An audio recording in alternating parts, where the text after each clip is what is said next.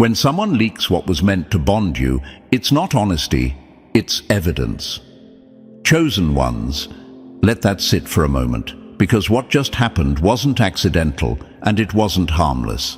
You didn't imagine it. You didn't overreact. You didn't suddenly become too sensitive. What you uncovered shook something in them that they were hoping would stay buried. And the moment you saw it clearly, the game changed. Here's the truth they don't want said out loud. Some people don't enter closeness to meet you. They enter it to empty themselves into you. And when the transfer is complete, when they've taken what they needed, your calm, your clarity, your grounding, they don't leave quietly. They leave talking, loudly, carelessly, desperately.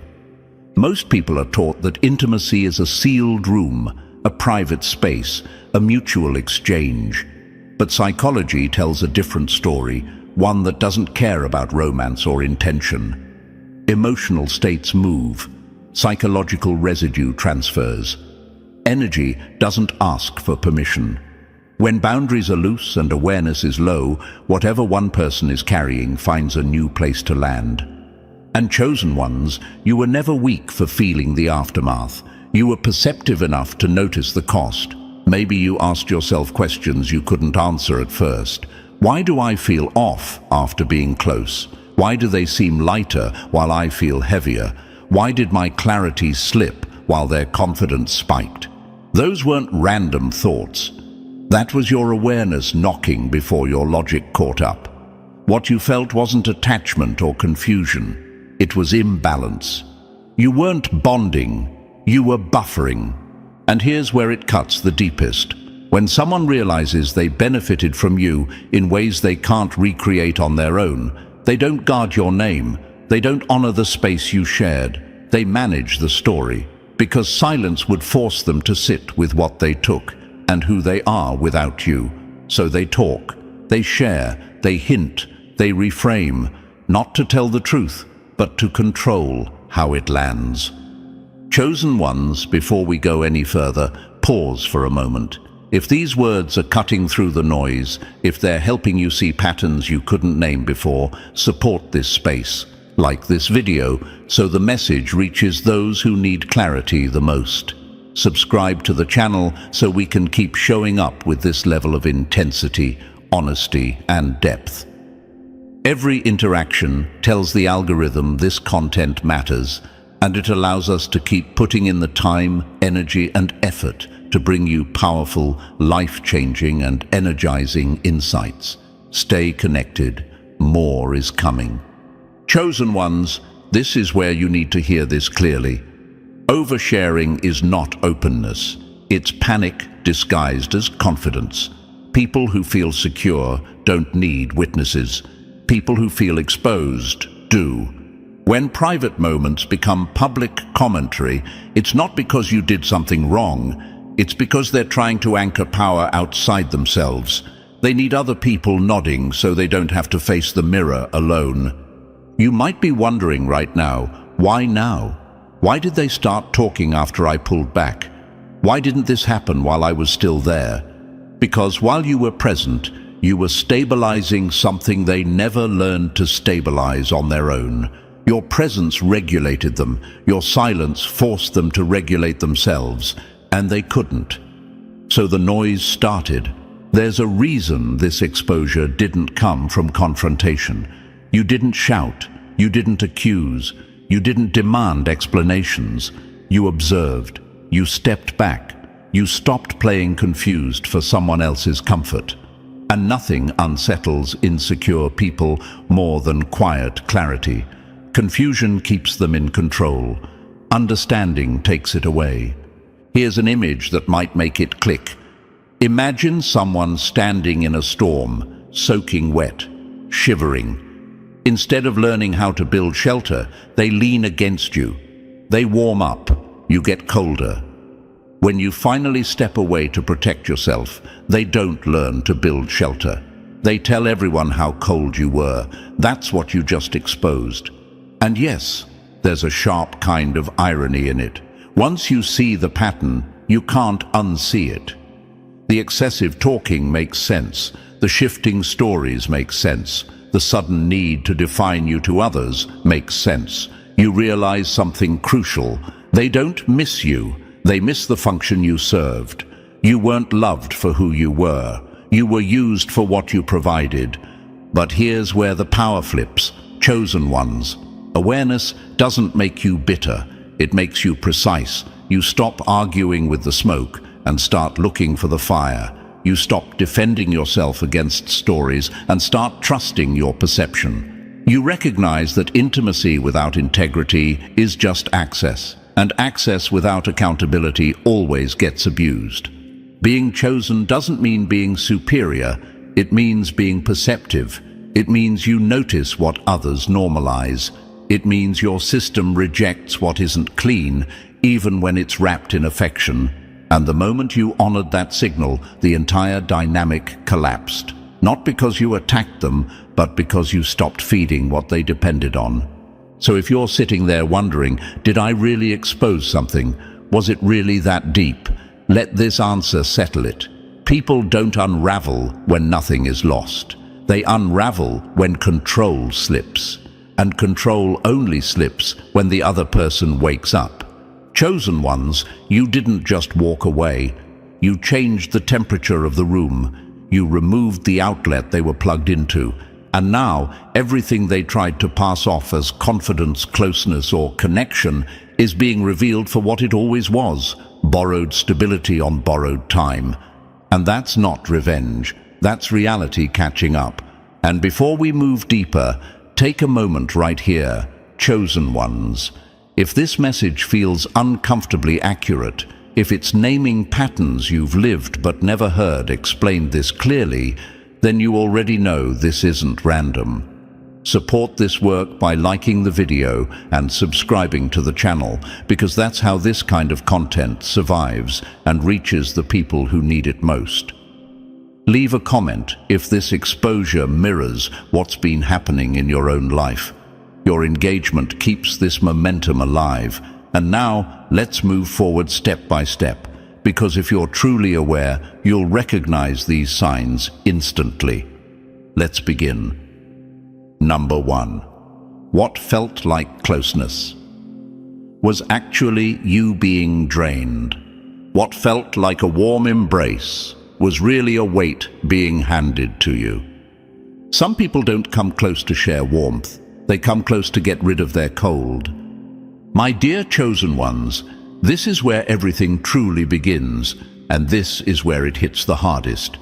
Because what you thought was closeness, what you assumed was mutual, what you believed was connection, was never balanced to begin with.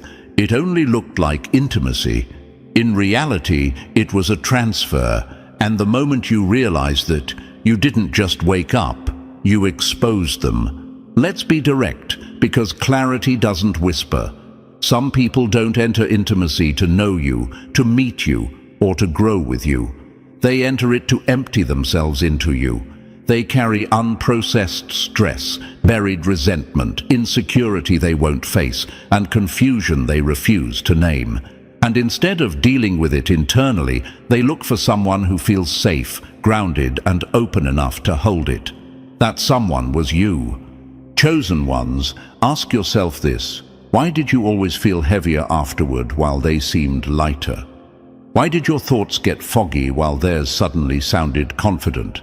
Why did you walk away questioning yourself while they walked away energized? That wasn't coincidence. That wasn't attachment. That was your system responding to imbalance. You weren't being held. You were being used as a container. Here's the part that stings, and I won't soften it.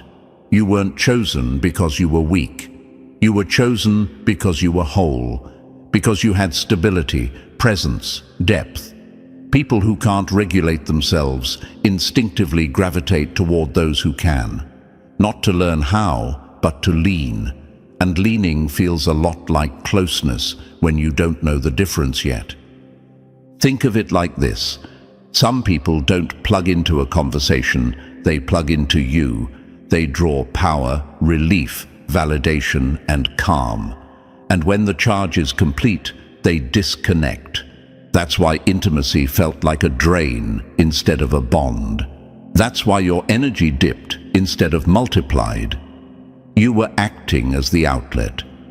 You might be wondering, did they do this on purpose? Were they aware? And that's the dangerous part, chosen ones. Not always. Many people learn early in life that closeness relieves pressure. They never learn how to self-soothe, self-reflect, or self-regulate. So they regulate through others. They confuse access with healing. They confuse intimacy with relief. And when relief is the goal, devotion is optional. But here's where your power showed up. You didn't explode, you didn't accuse, you didn't beg for answers. You observed. You noticed the pattern quietly, surgically. You noticed how the exchange was one-sided, how your clarity dropped while their confidence rose, how the closeness benefited them far more than it ever benefited you. And the moment you saw it, the illusion collapsed. That's when everything shifted. The dynamic changed the second you pulled back. Because when the carrier is removed, the weight has nowhere to go. Suddenly, they were restless, irritated, talking too much, explaining themselves to people who never asked, trying to discharge what they could no longer unload onto you. That reaction alone told the truth. Chosen ones understand this deeply. People who genuinely connect do not unravel when access ends. People who offload do. Real connection leaves both people stronger. Extraction leaves one lighter and one depleted. And the moment you stepped out of the role you never agreed to play, their instability surfaced. This is where your real power returned, not through confrontation, through recognition. You stopped treating intimacy like a promise and started seeing it as an exchange. And once you recognized that the exchange was unequal, you didn't need drama to end it. You simply stopped participating. That's what shook them. Not your words, your awareness. And here's the part that hits the enemy hardest. Awareness exposes without effort.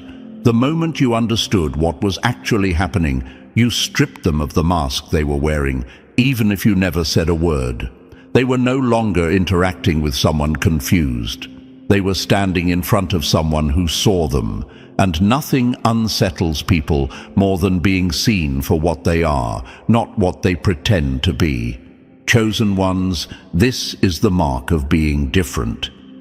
Ordinary people stay tangled in confusion, replaying conversations, blaming themselves, trying to fix dynamics that were never fair. Chosen ones step back, observe patterns, and reclaim their energy without explanation. You didn't lose anything by walking away. You stopped losing yourself. So if you're sitting there thinking, why did everything fall apart so fast once I pulled back? Here's your answer. Because what you were giving wasn't closeness, it was stability. And once that stability was gone, everything they borrowed from you collapsed with it. This wasn't a breakup of connection. This was the exposure of a system that depended on you carrying what was never yours. And the moment you stopped, the truth surfaced. That's not weakness, that's precision. And that's only the beginning. Number 2, the things you gave in trust became the stories that cut you open. What you gave in silence came back to you as noise. When someone can't hold what you trusted them with, they don't stay quiet. They start performing. My dear chosen ones, this is the moment when the confusion finally snapped into focus. The moment you realized that what you shared in closeness didn't stay contained, didn't stay respected, didn't stay private. It didn't dissolve into memory the way real intimacy does. It traveled, it circulated, it found mouths it never belonged in. And the instant you noticed that movement, everything made sense. This wasn't a simple breach of trust. This was trust being repurposed. What you offered in vulnerability was not merely exposed, it was weaponized. Every detail you shared when you were open, every quiet confession, every unguarded moment became material. Not for understanding, not for connection, but for storytelling. They didn't protect what you gave them. They spent it. Chosen ones, let's be honest about how calculated it felt once you saw it. They weren't careful. They weren't ashamed. They didn't even try to keep it discreet. They passed your private moments around casually, like small talk, like gossip meant to entertain, like proof that they had access to something valuable. It wasn't about accuracy. It was about impact. The more personal it sounded, the more powerful it made them feel. And here's the brutal truth. For people like this, intimacy isn't sacred. It's currency, something to trade for attention, validation, status, or sympathy. They don't ask themselves, should I share this? They ask, what will this get me? And the more sensitive the detail, the higher its perceived value. That's not connection, that's transaction. You may have felt it before you could name it, that subtle tightening in your chest. The hesitation before speaking freely again. The thought creeping in, if I say this, who else will hear it? That constant mental monitoring is exhausting, and chosen ones, that exhaustion wasn't accidental. When someone destabilizes you emotionally, they regain a sense of control. If you're busy second-guessing yourself, you're not seeing them clearly. This is how power gets reclaimed unfairly, by shrinking you in rooms you're not even in, by reshaping your image through selective storytelling, by turning you into a cautionary tale, a joke, a lesson, anything that keeps attention off their own instability. And the most revealing part is how quickly the story shifts, depending on who's listening. One version of you for friends, another for co-workers, another for people who barely know your name. Each narrative adjusted just enough to serve the moment. Confusion is the goal. If the truth is scattered, no one can pin it down. And in that fog, they get to look composed while you look questionable. That's the strategy. But here's where it backfires, and this is where your power as a chosen one becomes undeniable. You didn't argue. You didn't chase down every version of the story. You didn't try to control the narrative louder than they did. You watched. You noticed the inconsistencies. You clocked how the stories said more about their need to be seen than about anything you actually did. And in that observation, the spell broke. Because once you understand that what's being spread is projection, not truth, it stops landing. Gossip only works when it hits insecurity. When you're grounded in who you are, the words fall flat. The whispers lose momentum. The audience senses something doesn't add up. And the person telling the story starts to look unstable instead of informed. Chosen ones, this is the part that truly shakes them. Not being confronted, but being unaffected. When the stories don't get a reaction. When the gossip doesn't provoke a defense. When you remain calm, consistent and clear while they keep explaining themselves. That contrast exposes everything. They expected you to feel ashamed, to spiral, to doubt yourself, to scramble for control the way they did. Instead, you saw the pattern, and by seeing it, you stepped out of it. That's when the power shifted. Because manipulation only works on people who don't see it happening. So if you're wondering, why did the talking increase when I stopped engaging? It's because influence was slipping, and people who rely on narrative control panic when they feel it fading. They talk more, share more, push harder, not realizing that every extra word reveals the insecurity underneath. Chosen ones understand this clearly. When someone spreads what you trusted them with, they're not proving anything about you.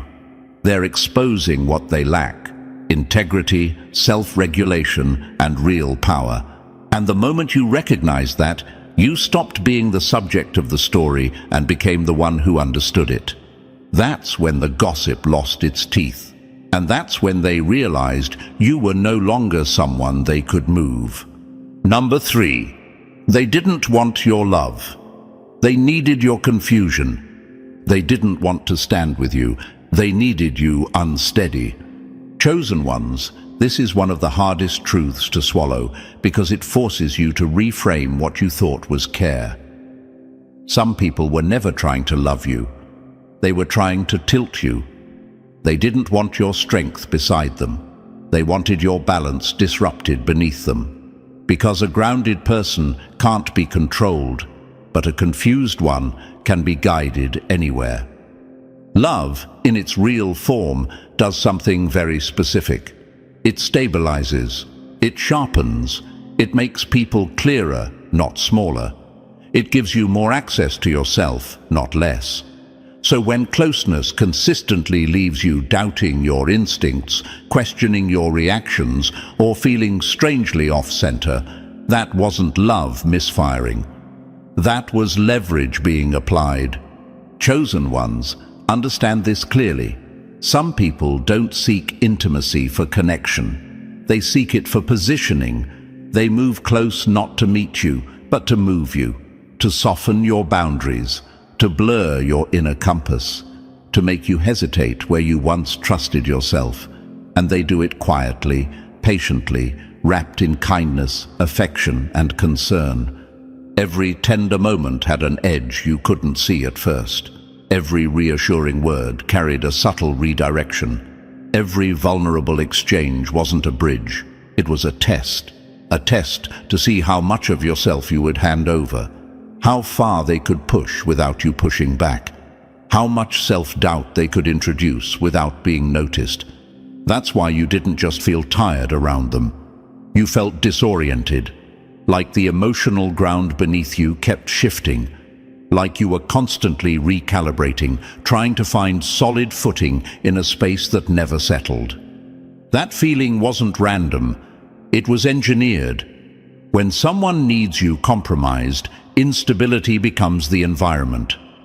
You might have asked yourself, why do I feel less like myself the closer I get? Why do I overthink more? Why do I second-guess reactions that once felt natural? Those weren't flaws in you. Those were signals that someone was slowly adjusting your inner balance to make you easier to influence. Chosen ones, this is the part that exposes everything. People who want connection strengthen your sense of self. People who want leverage weaken it. They don't attack you directly. They introduce doubt. They frame concern as care. They call confusion depth. They make you feel like clarity is selfish and boundaries are cold. And if you don't recognize the pattern early, you start doing their work for them. But you did recognize it. That's the brilliance of what you exposed.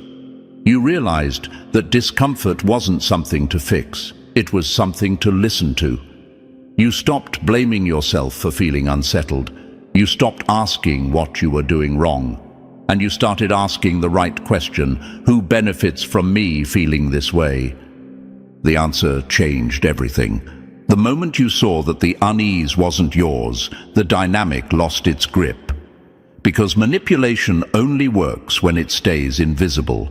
It relies on you internalizing the confusion, on you thinking the imbalance is a personal failure instead of a structural design. Once you named the strategy, even silently within yourself, it stopped working. Chosen ones, this is why their control evaporated so quickly once you pulled back. People who rely on compromise rely on proximity. They need constant access to keep adjusting the balance. When that access is interrupted, the influence collapses. Suddenly they're scrambling, unsettled, trying to regain footing in a space where their tools no longer reach. You didn't argue. You didn't expose them publicly. You didn't demand accountability. You simply stopped participating in a dynamic that required you to be smaller than you are.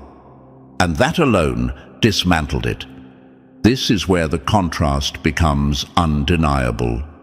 Authentic love doesn't need you unsure. It doesn't need you self-editing. It doesn't need you questioning your own reality. Opportunistic intimacy does. It feeds on uncertainty. It thrives in blurred lines. It survives by keeping you just unsteady enough to lean where you shouldn't.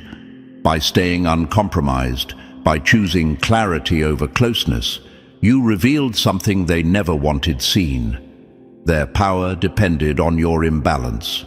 And once that imbalance was gone, so was their influence. Chosen ones let this land. You were never too much. You were too clear. You were never difficult. You were difficult to control. And the moment you refused to trade your inner stability for proximity, the truth surfaced without you having to say a word. That's not loss. That's liberation. And it cuts deeper than any confrontation ever could.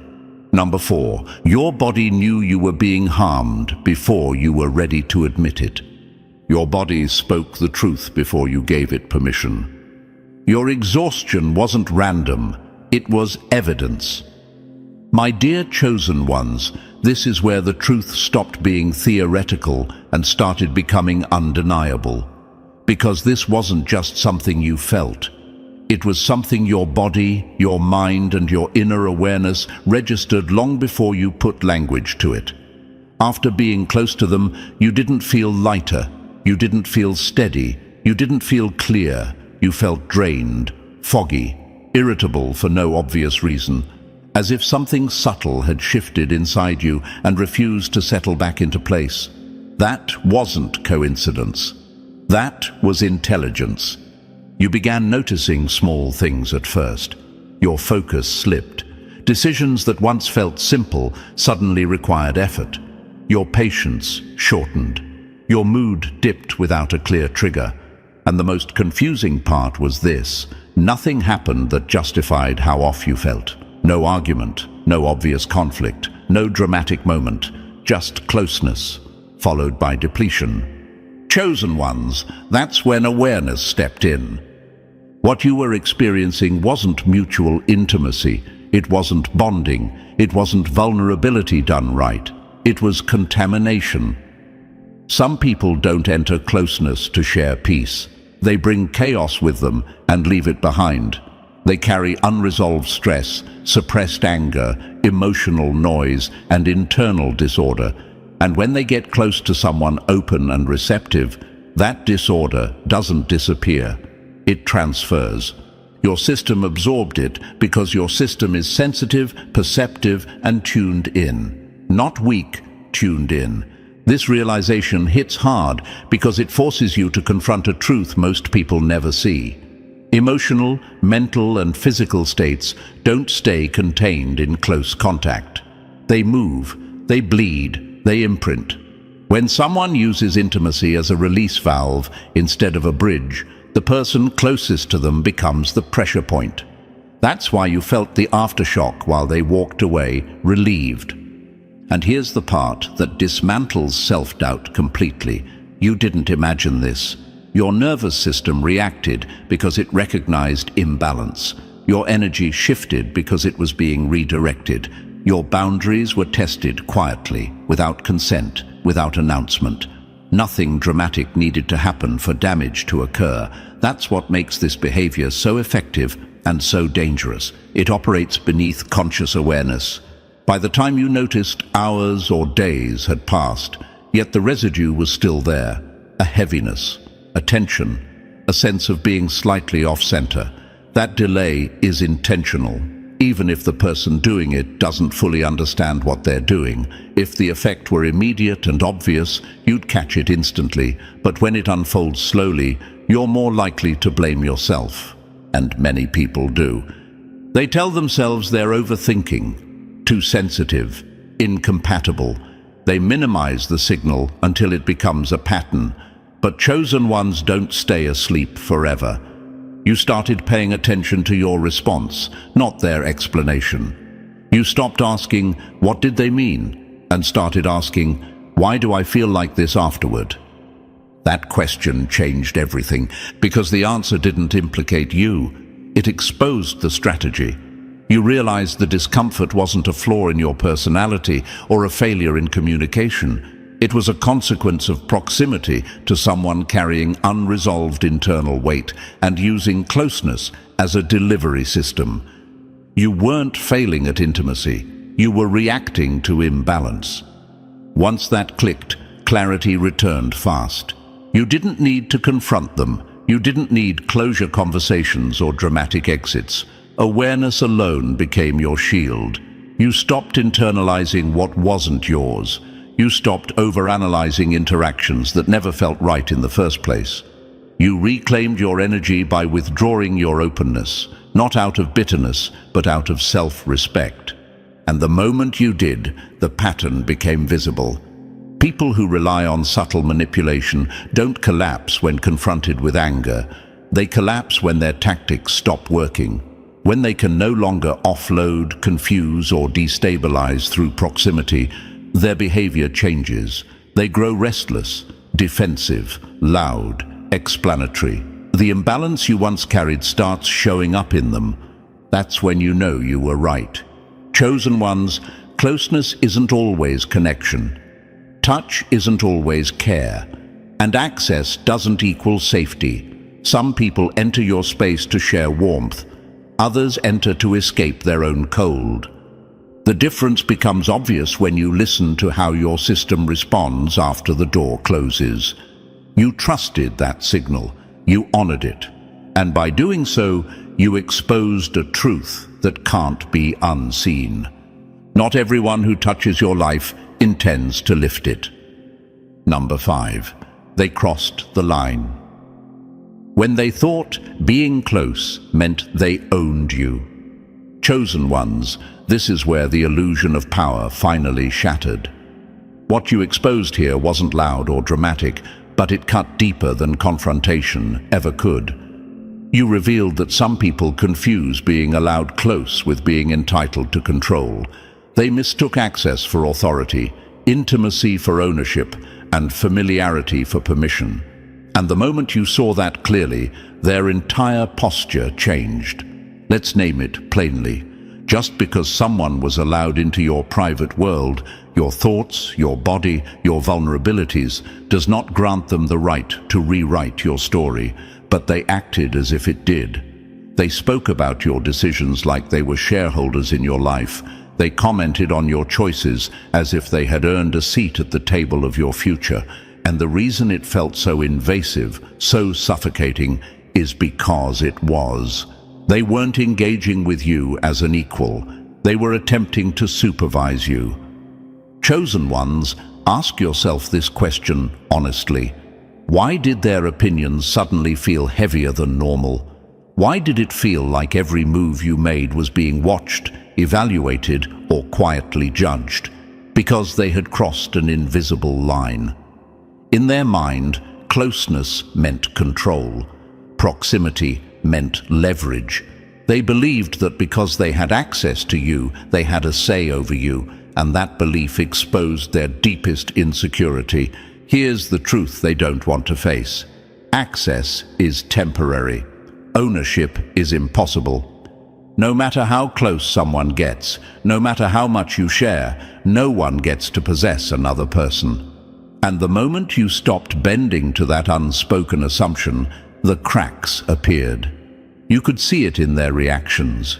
The desperation, the subtle panic, the attempts to reassert influence through comments, opinions, or storytelling.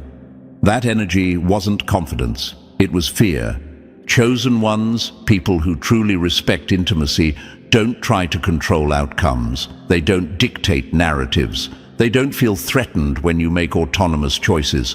Control only enters the room when someone feels entitled to you without having earned that position. And that entitlement always reveals itself eventually. It shows up as intrusion disguised as concern, advice disguised as authority, familiarity disguised as ownership. You didn't need to announce boundaries for them to feel it. Your awareness became the boundary. The moment you stopped explaining yourself, stopped adjusting your behavior to keep them comfortable, stopped shrinking to preserve access, their imagined power evaporated. They could no longer pull strings that only existed in their head. What they thought was influence was exposed as projection, a way to feel significant without actually being accountable. This is where chosen ones differ from everyone else. Ordinary people get pulled into defending themselves, arguing, or justifying their autonomy. Chosen ones recognize the pattern and disengage. You didn't argue with their assumptions. You outgrew them. You didn't challenge their control. You removed the illusion that it existed in the first place. And that's what broke their strategy. Because intimacy is not a leash, it's a mirror. It reflects who someone is, not what they can take. When you held firm in your clarity, you forced them to face a truth they were avoiding. They never had ownership. They only had access, and access can be revoked the moment it's misused. You may have noticed how their behavior shifted when you stopped responding the same way. The comments became sharper, the opinions more urgent. The need to define you to others intensified. That wasn't strength. That was loss of control. They were trying to reclaim authority that never belonged to them, using perception as a last resort. But your clarity refused to bend, and without your participation, their efforts fell flat. Chosen ones understand this deeply. Trust is not a right to exploit. It's a responsibility to protect. The moment someone confuses those two, they reveal that they were never interested in connection, only influence. And once you see that, manipulation loses its grip. It no longer feels confusing. It feels transparent. What you exposed goes beyond one person or one situation. You exposed a universal truth. Proximity does not equal authority. Being close to you does not grant power over you. And anyone who believes otherwise is revealing their own insecurity, not your obligation. Your clarity didn't just protect you, it stripped them of the false control they assumed they had. And once that illusion was gone, there was nothing left to hold on to. That's the quiet power of chosen ones. You don't need to dominate. You don't need to explain. You simply stand in truth, and everything built on assumption collapses on its own. Number 6. You were carrying pain that was never meant to live inside you. You finally put down weight that was never meant to be yours. Chosen ones, this is where the real shift happened, even if no one else noticed it at first. This is where you stopped bleeding internally for wounds you never caused. Because one of the deepest truths you uncovered wasn't about them at all. It was about what you had been carrying in silence. The guilt that crept in after every interaction. The shame that appeared without explanation. The quiet voice questioning your worth, your intentions, your clarity. None of that originated in you. It was placed there, subtly, patiently, disguised as closeness. Some people don't process their inner chaos. They export it. And they do it through intimacy, because intimacy bypasses logic and goes straight to empathy. They needed somewhere to put their unresolved insecurities, their fear of inadequacy, their unhealed past, their self-doubt. And because you were attentive, emotionally open and present, you became the easiest place to store what they refused to face. You weren't loved into that role. You were leaned on. And over time, leaning becomes weight. For a long time, you absorbed it. You questioned yourself instead of questioning the dynamic.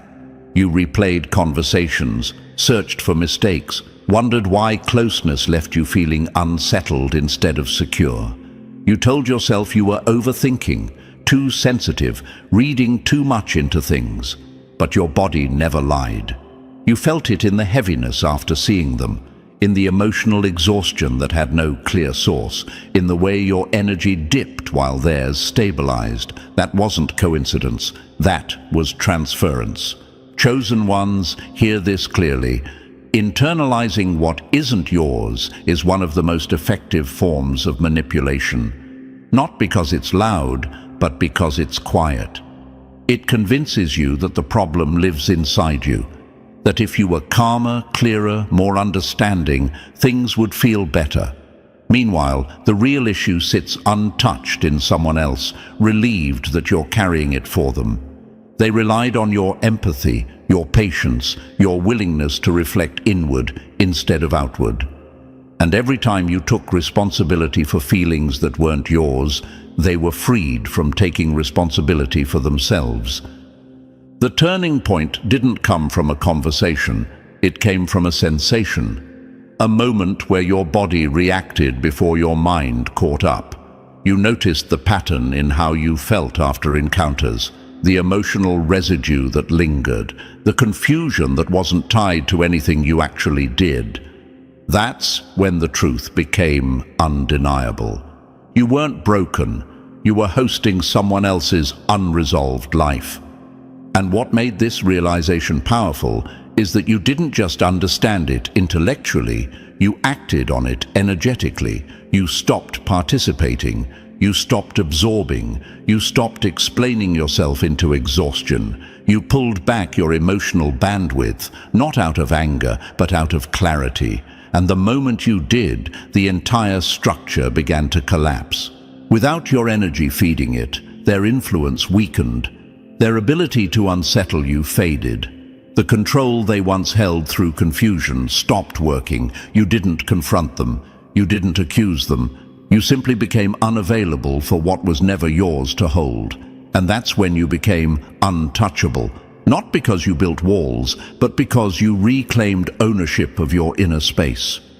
Chosen ones, this is the kind of power most people never experience. Because it requires self-trust over self-blame. It requires recognizing that empathy without boundaries becomes self-erasure. When you stopped internalizing their projections, you didn't just regain peace of mind. You regained clarity of identity. You remembered who you were before the weight, before the doubt, before the confusion. And something else happened too. The toxicity that once clung to you had nowhere left to attach. The instability they tried to offload stayed with them. The stories they told began to reflect only their own imbalance. Their strategy depended entirely on your participation. And when you withdrew it, everything they projected outward circled back to its source. What you exposed wasn't just manipulation. You exposed a fundamental truth. Your energy is not a dumping ground, it belongs to you. And the moment you stopped carrying what was never yours, the power dynamic flipped permanently. Number 7, they started talking when they realized they were losing their grip. The moment everything went public, chosen ones, that was the moment the truth exposed itself. Not because they suddenly became careless, and not because they couldn't keep a secret. It happened because something far more dangerous to them had already occurred. You slipped out of their influence. And when influence is the real currency, silence becomes unbearable. They didn't start telling stories because they were bored. They started talking because control was leaving their hands, and panic always talks too much. You need to understand this clearly. For some people, intimacy was never about closeness. It was about leverage. It was about having access to your inner world so they could feel relevant, powerful, and anchored. When you were present, engaged, emotionally available, they felt in charge. The moment your awareness sharpened, the moment you stopped being pliable, their grip weakened.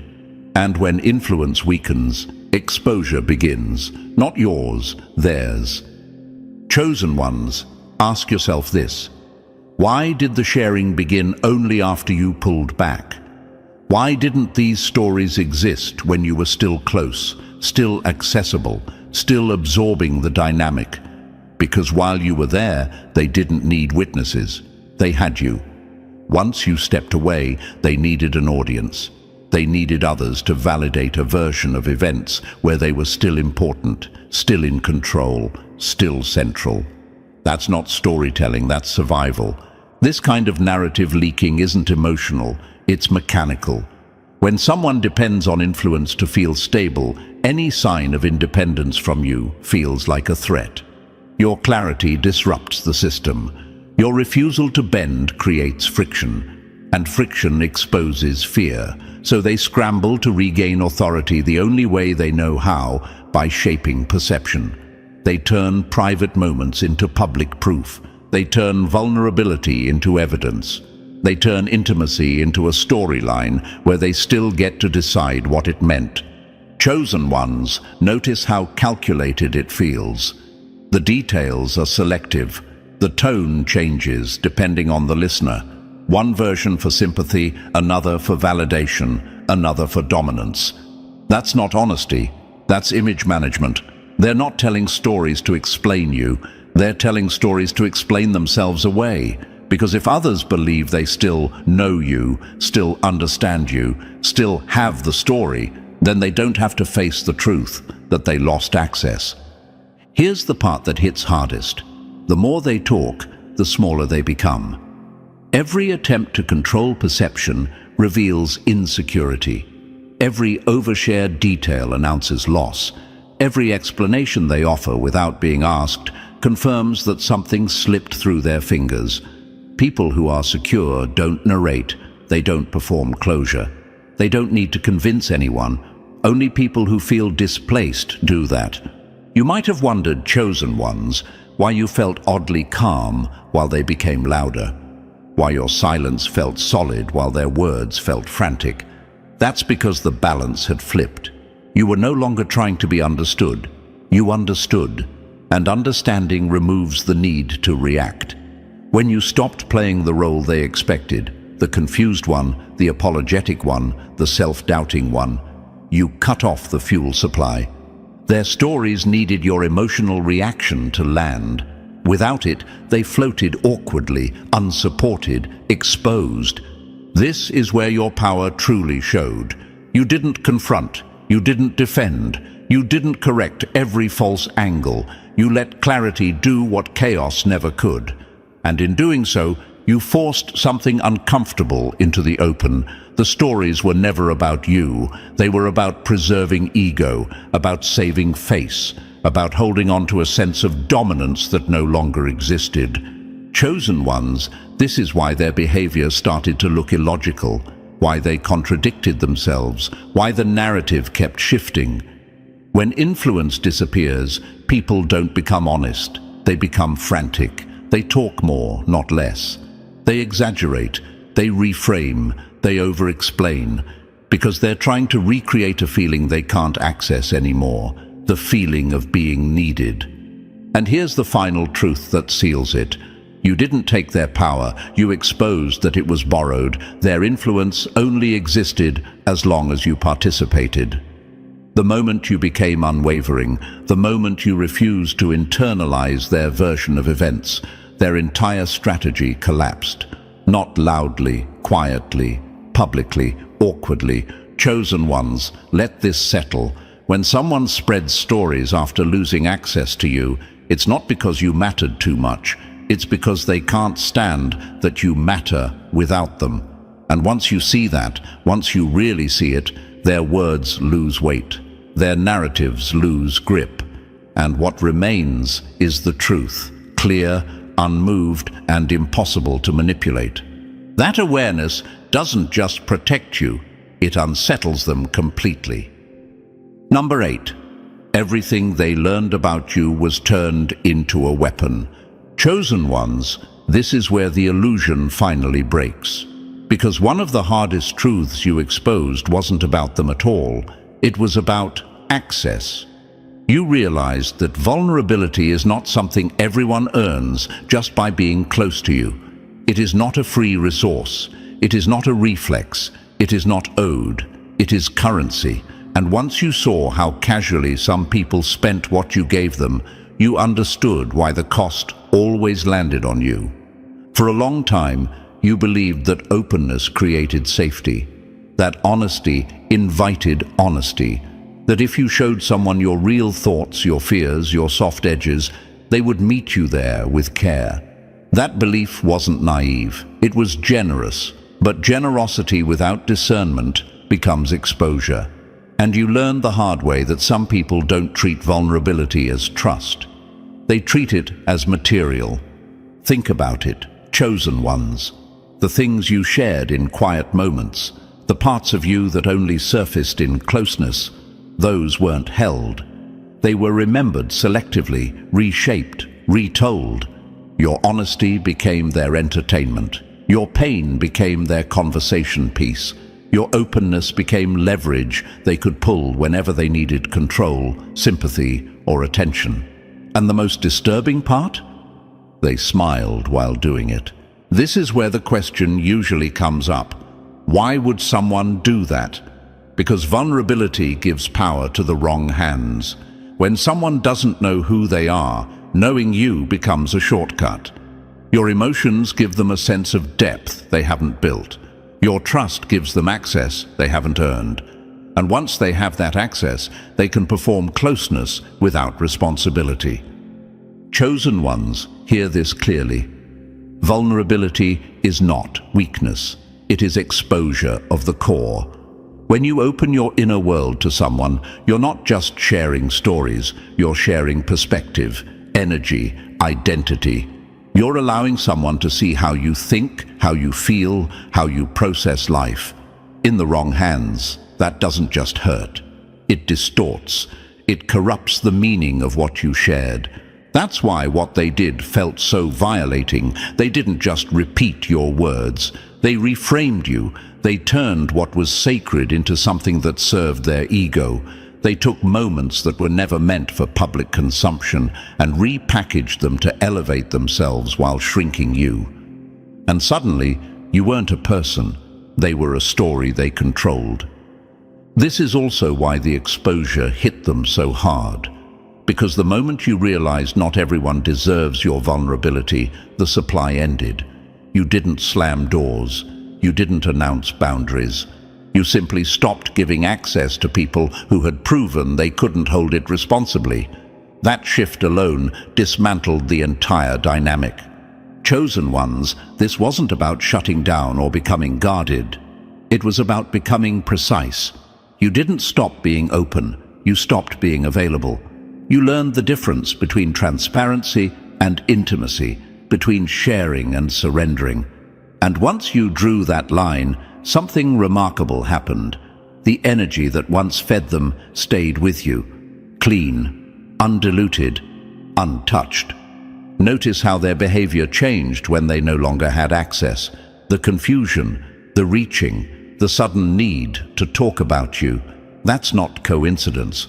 When people lose access to your inner world, they lose the ability to manipulate the narrative. And when they can't shape you privately, they try to shape how others see you publicly.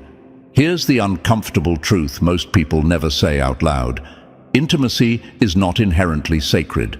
It becomes sacred based on who receives it. And by recognizing that, you exposed something rare. You showed that safeguarding your vulnerability is not selfish. It's intelligent. It's survival. It's respect for your own depth. Chosen ones, the people who misused your openness, didn't just lose access to you. They lost the illusion that they were entitled to you. And that's why their insecurity surfaced so loudly. Because when vulnerability is no longer available, all that's left is who they actually are. Your clarity didn't just protect you, it reflected them back to themselves. And not everyone can survive that reflection. Number 9. The moment you stepped away, their entire world began to collapse. Chosen ones, this is one of the most dangerous moments of realization because it doesn't announce itself loudly. It creeps in quietly, disguised as closeness, familiarity, comfort. What you exposed here is not obvious manipulation. It's refined. It's intimate. It's the use of knowing you as a weapon against you. They didn't guess who you were. They studied you. They learned your rhythms, your emotional language, the way you soften when you care, the way you retreat when you're overwhelmed. They knew your triggers, your wounds, your habits, and the parts of yourself you only reveal when you feel safe. And instead of protecting that knowledge, they converted it into leverage. This is where it gets unsettling. Familiarity should create safety. In healthy connections, knowing someone deeply builds trust and stability. But when familiarity is weaponized, it becomes a map for control. Every detail they learned about you became a button they could press. They knew what would make you hesitate. They knew what would make you doubt yourself. They knew how to say the right words with the wrong intention. And because it came from someone close, it didn't feel like an attack at first. It felt confusing, disorienting, like the ground beneath you was slowly shifting while everything looked the same on the surface. Chosen ones, this is why you started questioning yourself instead of them. When manipulation comes from a stranger, it's easier to spot. When it comes from someone who knows you, it feels personal. You start wondering if you're misreading things, if you're overthinking, if you're being unfair. That's the trap. They rely on your self-awareness turning inward instead of outward. They rely on your compassion becoming a liability. And slowly, without realizing it, you begin losing confidence in your own perception. Think about how subtle it was. Words that once felt reassuring started carrying a sharp edge. Jokes landed differently. Silence felt heavier. Gestures that used to comfort you began to unsettle you, but you couldn't explain why. That's not imagination. That's what happens when familiarity is bent into a tool. Nothing is overt. Everything is calculated. They don't need to raise their voice or make direct accusations. They just need to nudge your internal balance enough that you do the destabilizing for them. Over time, the effect compounds. You feel less sure of yourself. You replay conversations. You second-guess decisions you never used to question. You feel like you're constantly adjusting, constantly explaining, constantly trying to get back to a sense of normal that never quite returns. That's the erosion. Not dramatic, not explosive, but persistent. And the cruel part is that it happens while they maintain the appearance of care. That's how control hides, not in hostility, but in intimacy misused. But here's where the shift happened, chosen ones. The moment you recognized that your openness had been turned against you, the spell broke. Awareness dismantles what secrecy sustains. Once you saw the pattern, you stopped participating unconsciously. You stopped offering reactions they could predict. You stopped feeding explanations they could twist. You stopped handing over emotional access without discernment. And that's when the power dynamic flipped. They expected you to remain predictable. They expected you to internalize their distortions. They expected you to stay tangled in confusion, carrying the emotional labor while they pulled the strings quietly. What they didn't expect was observation. They didn't expect you to pause, adjust, and reclaim your narrative without announcing it. The very knowledge they thought gave them control became useless the moment you stopped responding the way they had trained you to. This is why their influence collapsed so quickly. People who weaponize familiarity depend on two things: trust and invisibility. Trust gives them access. Invisibility keeps their tactics hidden. Once you removed both, there was nothing left to stand on. Their control wasn't strength. It was dependence on your unawareness. And the moment you became aware, it evaporated. Chosen ones, this realization cuts deep because it forces a hard truth. Not all closeness is safe, and not all familiarity is loving. Some people get close to learn you, not to cherish you. And once you understand that, you stop romanticizing access. You stop confusing being known with being respected. You start choosing clarity over comfort. By refusing to be bent by their knowledge of you, you did more than protect yourself. You exposed the fragility behind their control. You turned their strategy inside out. What they used to manipulate now reflects their desperation, and that exposure doesn't require confrontation. It requires steadiness. It requires boundaries. It requires trusting what you see. That's the power of chosen ones. You don't need to dominate. You don't need to retaliate. You simply stop being available to distortion. And when you do, anyone who relied on familiarity as a weapon is left exposed, stripped of influence, and forced to face the truth they were trying to avoid. And as we come to this point, let everything you've just heard settle. If these words reflected your experiences, If they helped you recognize patterns you couldn't name before, stay connected. Like this video so this message reaches others who need clarity. Subscribe to the channel to keep this conversation going and to support more content like this. Drop 77 in the comments if this awareness resonated with you and you're choosing clarity over confusion. Share this with someone who might need to hear it. Your engagement keeps this space alive, and more is on the way.